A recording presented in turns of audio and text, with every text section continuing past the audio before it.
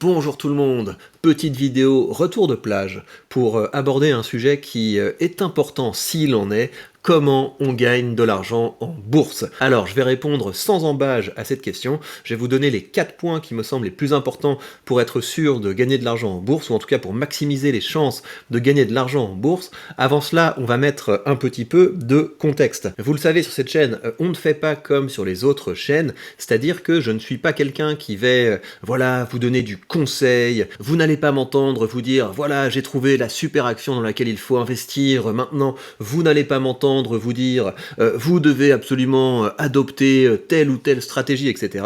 Non, c'est pas une chaîne où je vais me présenter comme un expert de la finance, ce que je ne suis pas, c'est une chaîne où je partage avec vous, avec autant de transparence que possible, mon aventure dans l'investissement. Et donc, le chiffre qui est important, c'est ça pour que vous ayez du contexte. Ça, c'est donc la plus-value que j'ai faite depuis que j'ai commencé à investir il y a à peu près 3 ans. Et donc, que vous dit ce chiffre? Ce chiffre vous dit que j'ai fait en gros entre 8 et 10% par an. Voilà, plus proche de 9-10 que de 8-9. En tout cas, voilà, c'est les chiffres que je fais avec ce portefeuille, et avec un portefeuille qui, de surcroît, me verse de généreux rendements, c'est-à-dire que j'ai de l'argent qui arrive sous forme de dividendes régulièrement. Je partage avec vous le revenu passif que me permet de générer ce portefeuille semaine après semaine, mois après mois, parce que vous savez que c'est pour ça que j'investis. Et donc, pourquoi ce chiffre est important? Parce que si vous voulez, en théorie, il n'y a absolument rien d'exceptionnel ici, parce que quand vous écoutez les gens parler en théorie d'investissement, c'est ce qu'ils vous disent. N'importe quelle personne qui fait une vidéo sur TikTok ou sur Insta va vous dire « Ouais, commencez à investir et vous allez faire du 10%. » Le truc, c'est que y a assez peu de gens qui montrent en toute transparence les performances réelles de leurs investissements, et c'est très difficile en fait de savoir si les gens qui disent « Ouais, on fait du 10% sans trop de problèmes, etc. » C'est difficile de savoir s'ils font effectivement du 10% parce qu'ils ne montrent pas ce qu'ils font. Et donc c'est la grosse différence sur cette chaîne, c'est que, voilà, moi vous voyez comment j'investis, je vais revenir dessus, mais j'ai une stratégie qui est très simple, et je fais effectivement du 9-10% par an. Et faire ça, non pas en théorie, mais en pratique, c'est tout de suite un petit peu plus exceptionnel, parce que vous avez quand même, quand vous regardez les chiffres de l'AMF, vous avez quand même une grosse partie des gens qui investissent en bourse, qui ont des performances qui sont bien inférieures à ça. L'investisseur moyen est plutôt aux alentours de 4, 5, 6%, et vous avez une grosse partie des gens qui sont carrément en négatif. Pourquoi? Et donc c'est ça l'objet de cette vidéo. J'ai essayé, en m'appuyant sur mon expérience, de vous donner les 4 points qui, selon moi, sont les plus importants si on veut gagner de l'argent en bourse. Alors, le premier point, et ça c'est un point, je pense qu'il ne vous fait pas rêver quand je vous en parle, mais je pense que c'est aussi un peu mon rôle quand même de pédagogue, de pas vendre du rêve, parce qu'il y a suffisamment de vendeurs de rêves. En fait, la condition la plus importante pour gagner de l'argent en bourse, c'est de gagner de l'argent tout court. C'est ça qui va finalement faire la plus grosse différence, c'est si vous êtes capable de gagner beaucoup d'argent, vous allez pouvoir épargner plus et investir plus, et voilà, c'est ça qui fera la différence. Quand au bout d'un moment, vous verrez que ce portefeuille me permet de faire, 2000 € par mois en dividendes, et ça va arriver, je sais pas dans combien de temps ça va arriver, ça va pas être demain, mais ça va finir par arriver, il faudra pas se dire, waouh, ce mec, qu'est-ce que c'est un bon investisseur. Non, pas du tout, je suis quelqu'un qui a été capable, pour le moment, je touche du bois, qui a été capable de gagner de l'argent en faisant quelque chose que j'aime, et donc je suis capable d'épargner et je suis capable d'investir. Et c'est premièrement cette capacité à gagner de l'argent qui est déterminante dans ma capacité à investir. Et donc c'est aussi une chose un petit peu différente sur cette chaîne que ce que vous pouvez voir sur beaucoup d'autres chaînes, c'est que je partage une partie de mon aventure entrepreneuriale. C'est pour ça que je vous ai fait une vidéo il y a pas longtemps pour vous montrer comment je gérais cette chaîne et ce que me rapportait cette chaîne, parce que ça vous permet de voir quelque chose de concret qui prend peut-être pas beaucoup de temps. Vous avez vu, donc pour vous donner les chiffres, ça c'est une chaîne qui, en tout cas en mai, a rapporté 1700 € sur le mois pour 1 heure de travail par jour. Voilà, donc ça vous donne un petit peu une idée. Évidemment, vous allez peut-être pas avoir ça, peut-être vous allez avoir beaucoup plus. Il y a des gens qui se lancent sur YouTube et qui cartonnent, qui sont très bons, qui sont peut-être bien meilleurs dans l'exécution que moi, bien meilleurs stratèges que moi, etc. Mais en tout cas, voilà, si j'ai été capable de créer cette petite unité de business supplémentaire qu'est cette chaîne, c'est parce que j'ai développé certaines compétences, c'est parce que j'ai travaillé beaucoup sur ma capacité à créer du contenu, sur ma capacité à exécuter, sur ma capacité à communiquer, etc. Et donc si je vous dis ça, c'est pas du tout pour me la péter, et d'ailleurs les chiffres que je vous donne sont dérisoires par rapport à ce que sont capables de générer certains entrepreneurs, mais tout ça pour vous dire que derrière ça, il y a des compétences sur lesquelles j'ai passé un certain temps, il y a des compétences sur lesquelles j'ai travaillé, et surtout je pense que la reine de toutes ces compétences, c'est au bout d'un moment on se dit mais en fait c'est pas figé, en fait les gens qui gagnent de l'argent ne sont pas 1000 fois plus intelligents que moi, donc s'ils gagnent 1000 fois plus que moi, c'est pas parce que c'est des génies, c'est parce qu'il y a des choses que j'ai pas compris, et souvent c'est même pas qu'il y a des choses que j'ai pas compris, c'est que je me suis pas suffisamment motivé, je me suis pas suffisamment dit, bah voilà, à partir de maintenant, je change des choses dans ma routine, je commence à consacrer 1 heure, 2 heures par jour à apprendre une nouvelle compétence, et surtout le plus rapidement possible, je me mets à trouver des manières de monétiser cette compétence. Je reçois souvent des messages de ce genre-là, de gens qui souvent sont peut-être pas très contents avec le job qu'ils ont, parce qu'ils se disent qu'ils gagnent pas assez, etc. Et il y a plein de gens qui me disent, est-ce que tu penses que je devrais reprendre un master dans tel domaine, reprendre des études dans tel ou tel domaine? Alors, je veux pas vous donner de conseils là-dessus, hein. Je pense qu'on peut apprendre plein de choses en faisant un master ou ce genre de choses, mais il faut pas que ce soit de la procrastination. Il faut pas que ce soit des choses du type, ouais, voilà, je vais commencer à apprendre des choses et un jour je serai tellement compétent que l'argent va venir tout seul. Non, il y a un moment où il faut vendre. Moi, j'ai pas eu le choix. Il y a un moment où j'avais juste pas de revenus, pas d'aide, que dalle. Et donc, commencer à créer des produits et à les vendre. Et c'est ça qui fait la différence. C'est qu'il y a un moment, on se dit, non, mais il n'y a pas un jour où je vais être super savant et l'argent va venir. Non, l'argent va venir quand on va commencer à se dire, je passe plus rapidement du moment où je me forme au moment où j'applique. Bref, en tout cas, pour moi, c'est la première condition sine qua non. Si on veut gagner de l'argent en bourse, il faut déjà gagner de l'argent dans la vie. Deuxième chose qui pour moi est très importante si on veut gagner de l'argent en bourse, en fait, il faut rester dans la course. C'est tout bête, mais vous allez faire de l'argent en bourse si vous parvenez à faire la course de fond, si vous parvenez à rester investi le plus longtemps possible. Qu'est-ce que ça veut dire ça? Ça veut dire que vous devez bien calculer les montants que vous pouvez investir. Moi, je sais que quand j'ai commencé à investir, vous savez, il y a 3 ans, je trouvais ça tellement excitant que dès que j'avais un petit peu de liquidité, dès que j'avais un petit peu d'argent, donc quelque chose qui allait au-delà de mes dépenses courantes, ce que j'ai besoin pour me nourrir, payer mes factures, etc., je l'investissais. Et donc je me suis retrouvé à un moment où j'avais quelques travaux à faire, ou alors quelques factures imprévues, des petits machins comme ça qui arrivent, et où j'ai vraiment été pas loin de me dire, écoute, la situation deviendrait beaucoup plus facile si tu vendais quelques lignes de ton portefeuille et que tu utilisais cet argent pour payer les factures, pour payer les trucs que tu dois payer, pour faire les travaux que tu dois faire. Et donc moi ça, je ne veux plus jamais que ça m'arrive. Je veux plus jamais que ça m'arrive. J'ai été pas loin du tout de devoir casser mon portefeuille et donc de devoir casser les effets composés. Et donc maintenant ce que je fais, c'est que, vous savez, quand on dit voilà, paye-toi d'abord, avant ce que je faisais, c'est dès que je recevais dès que je me versais mon salaire, je commençais à investir une grosse partie immédiatement. Maintenant ce que je fais plutôt, je commence par épargner dans différents comptes, fonds d'urgence, dépenses à l'échelle d'1 an, dépenses à l'échelle de 5 ans, enfin voilà, j'ai plein de comptes, j'en ai parlé dans l'épisode de chercheur de valeur, mais donc l'idée c'est que il vaut mieux, même si c'est excitant, évidemment que c'est excitant quand on commence de se dire, voilà, j'ai envie que ça marche vite, j'ai envie que ça avance vite, etc. Et donc on a envie de mettre un maximum d'argent qui travaille sur les marchés financiers, ce qui est pas idiot si vous voulez, mais c'est trop bête de se retrouver à un moment où, voilà, on n'a pas prévu ce petit matelas de sécurité, et du coup on doit péter l'effet composé en retirant de l'argent de nos investissements, et en plus c'est possible que si vous retirez l'argent de vos investissements, voilà, ça vous dégoûte tellement que vous repartiez jamais, vous relanciez jamais la machine. Donc deuxième condition, si on veut gagner de l'argent en bourse, il faut bien calculer l'argent qu'on peut investir,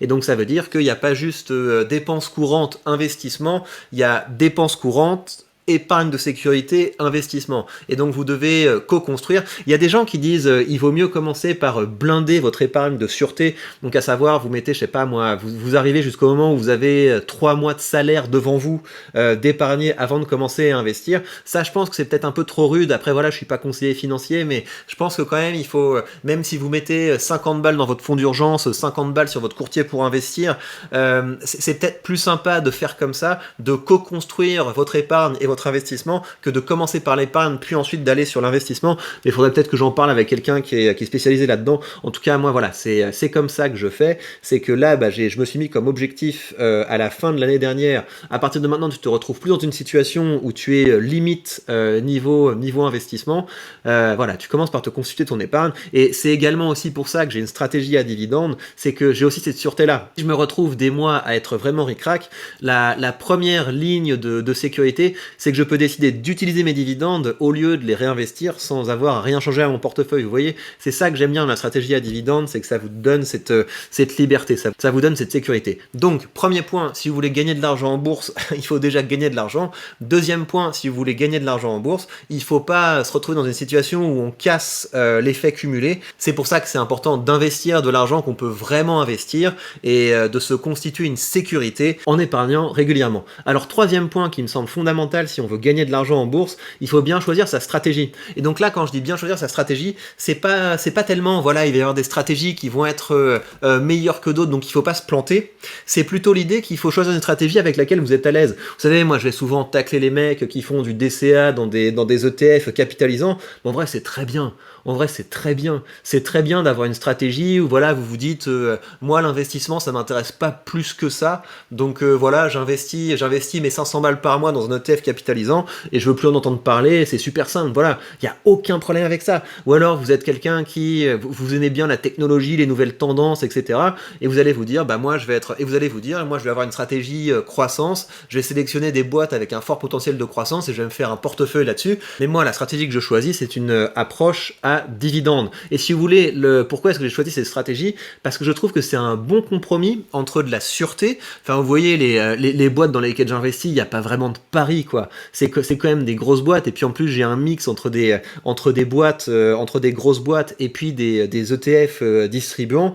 Donc c'est une stratégie qui est quand même assez pépère. Mais c'est une stratégie que je trouve plus amusante, plus excitante qu'une stratégie de faire du DCA dans des ETF capitalisants. Et pour moi, c'est quelque chose qui est important. En fait, pour pouvoir être motivé à investir, il faut que ça me plaise, il faut que ça m'amuse, il faut que je puisse le gamifier. Et donc le fait d'avoir mes lignes de revenus passifs qui augmentent mois après mois, le fait d'avoir ces petits tableurs, c'est des choses qui me permettent d'être motivé à investir, vous voyez. Donc c'est quelque chose qui est très important. J'ai une stratégie qui est alignée avec ce que j'aime. Et c'est une stratégie, il y a des cycles. Il y a des fois, cette stratégie, elle fait un peu tiède par rapport à ceux qui sont plus dans la croissance. Il y a des fois, cette stratégie, au contraire, elle est très rassurante. Et moi, pour avoir déjà traversé quelques cycles, parce que depuis que j'ai commencé à investir, je me suis mangé le Covid et je me suis mangé la guerre en Ukraine. Et donc, ça a été à chaque fois quand même des périodes un peu, où ça tangue un peu. Et je me suis rendu compte que je suis à l'aise avec ces stratégies et que dans ces moments où ça tangue un peu, limite, j'avais encore plus envie d'investir parce que c'est une stratégie qui me plaît et c'est une stratégie que je peux tenir quand ça commence à tanguer. Et vous avez peut-être une personnalité qui est complètement différente de la mienne. Peut-être que vous trouvez ça absolument répugnant, ce que je peux comprendre. Que dès que vous touchez un dividende, immédiatement vous vous tapez une taxe, etc. Et donc c'est beaucoup plus sympa de laisser les trucs grandir sur un ETF capitalisant, etc. Voilà, il faut que vous choisissiez quelque chose qui est bien avec vous. Moi, je sais que toutes les fois que j'ai acheté des boîtes qui ne versaient pas de dividendes, parce que j'ai investi un petit peu dans des boîtes comme Google, j'ai eu du Google en portefeuille pendant un moment, j'ai aussi du Nvidia en portefeuille pendant un moment. Là, sur un autre portefeuille, j'ai du Disney et je sais que je suis pas à l'aise avec parce que j'ai l'impression, quand une boîte ne me paye pas régulièrement des dividendes, j'ai l'impression qu'on n'est pas amis, quoi. J'ai l'impression qu'on n'est pas partenaire et ça me va pas. Mais vous pourriez avoir une approche qui est tout à fait différente. C'est très important de choisir une approche de l'investissement qui est en accord avec votre personnalité, avec vos envies. Et pour moi, ça se situe, il y a deux éléments à prendre en compte. Est-ce que vous êtes à l'aise par tous les temps avec cette stratégie? Parce qu'il y a des moments où ça va tanguer et là, il va pas falloir vendre et faire n'importe quoi. Et puis la deuxième chose, c'est est-ce que c'est une stratégie qui vous plaît? Voilà. Est-ce que c'est une stratégie qui vous amuse? Est-ce que ça vous intéresse? Est-ce que ça vous passionne? Ou alors au contraire, est-ce que vous choisissez justement votre stratégie parce que vous savez que vous pouvez pas vous passionner par l'investissement, donc du coup ça vaut la peine d'être sur du capitalisant. Et même, ça se trouve, il y a des mecs qui sont super excités par leur ETF capitalisant, j'en sais rien. Mais voilà, tout ça pour dire, troisième point, vous allez gagner de l'argent en bourse, en tout cas vous allez augmenter vos chances de gagner de l'argent en bourse si vous avez une stratégie avec laquelle vous êtes heureux et à l'aise. Et puis finalement, je dirais que le dernier point, c'est d'être constant. Voilà, il faut être constant, ça veut dire deux choses, ça veut dire que vous devez investir régulièrement pour que la machine puisse avancer, parce que si vous commencez à investir et que vous mettez un jour 50 balles et puis qu'après vous réinvestissez plus jamais, etc., il va rien se passer.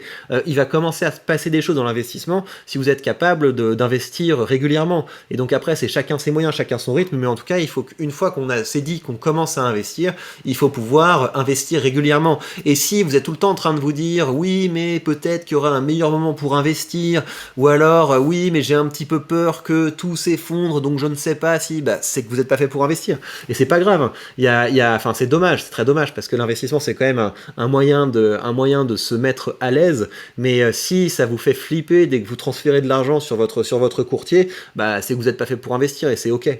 Donc la constance, ça veut dire qu'on essaie d'investir régulièrement et de s'y tenir. Et l'autre truc, c'est qu'il faut pas être tout le temps en train de vous dire « Ouh là là, en fait, j'aime pas ma stratégie, en fait, je devrais faire autre chose, etc. » J'en ai un peu parlé dans le dernier point, mais vous voyez, quand il y a la hype là autour de Nvidia et qu'on commence à voir des gens... D'ailleurs, c'est marrant, quand on a vu la hype autour d'Nvidia, tout le monde avait Nvidia en portefeuille. Moi, j'avais du Nvidia en portefeuille et donc j'ai retracé à peu près la moitié de la hausse quand je l'ai vendu. Mais voilà, j'ai pas tapé les plus hauts avec Nvidia et c'est ok, voilà, je me sens pas bête parce que je suis pas investi dans Nvidia et il y a des moments effectivement où bah, c'est pas du tout cool d'être un investisseur dans les dividendes, il y a des moments où au contraire il y a plein de gens qui vont chercher du refuge dans la stratégie à dividendes, mais moi je vais pas commencer en fonction de la météo à me dire ah bah en fait aujourd'hui je suis une superstar de la tech, ah en fait aujourd'hui je suis un crypto bro, ah en fait aujourd'hui je fais de l'ETF capitalisant. Non, voilà, moi j'ai ma stratégie elle me plaît et donc j'essaie d'être constant dans cette stratégie, parce que si vous voulez, les moments où on peut être tenté de changer de stratégie, les moments où on peut commencer à douter de ce qu'on est en train de faire, bah c'est quand ça tangue, vous voyez. Et si quand ça commence à tanguer, vous commencez à tout remettre en question, à vous dire oulala, je devrais être là plutôt que là, ou même hein, si ça tangue pas, s'il y a une hype, si vous vous dites là, vous commencez, tout le monde commence à parler de Nvidia et vous vous dites ouais, faudrait que j'achète du Nvidia, etc. Bah qu'est-ce que vous allez faire? Vous allez faire le mouton qui va acheter Nvidia sur les plus hauts. Vous voyez l'idée? Donc je pense que c'est pour ça que c'est intéressant d'être à l'aise avec la stratégie qu'on a choisie et de pas commencer à tout remettre en question quand il y a des événements imprévus ou surprenants qui se produisent, parce que sinon voilà, vous êtes un mouton, vous êtes un trader, vous n'êtes pas un investisseur. Donc de la constance, ça veut dire que vous ne passez pas trop de temps à douter de votre stratégie et vous êtes suffisamment confiant et à l'aise pour garder le rythme d'investissement, pour investir régulièrement. Et bien voilà ce que je peux vous dire. En tout cas, bah moi je vais continuer à partager avec vous mon aventure. C'est sympa, on voit que la stratégie fonctionne, mais vous avez vu que j'ai continué à vous faire des vidéos quand ça baissait, quand c'était tout rouge, etc. Et c'est une autre différence entre cette chaîne et beaucoup d'autres chaînes, c'est qu'il y a des gens qui sont des superstars quand tout va bien et puis on les voit plus quand tout va mal. Et c'est pour ça que je pense que c'est assez cool vis-à-vis de son audience bah, de tout le temps montrer la tête que ça aille bien ou que ça aille mal. Oui, et évidemment, si vous voulez investir, c'est une bonne idée d'avoir un bon courtier. Et bah voilà, en tout cas, vous savez que ça c'est mon courtier de Giro, mon partenaire pour la liberté financière. Vous avez cette vidéo, mon lien affilié, et en suivant ce lien, ce qui est cool, c'est que vous bénéficiez de 100 € de frais de courtage remboursés. Ça veut dire que quand vous allez ouvrir vos premières positions, bah, les petits frais que vous pourriez payer, ils seront remboursés à la fin du mois à hauteur de 100 €. Mais de toute façon, là, vous avez un courtier avec les frais parmi les plus raisonnables du marché. Et bien voilà, si cette vidéo vous a plu, n'hésitez pas à me soutenir avec un pouce, avec un commentaire ou en la partageant avec quelqu'un qui aurait bien besoin de commencer à investir ou alors qui aurait besoin qu'on lui rappelle quelques évidences simples, basiques. Prenez bien soin de vous et à très vite.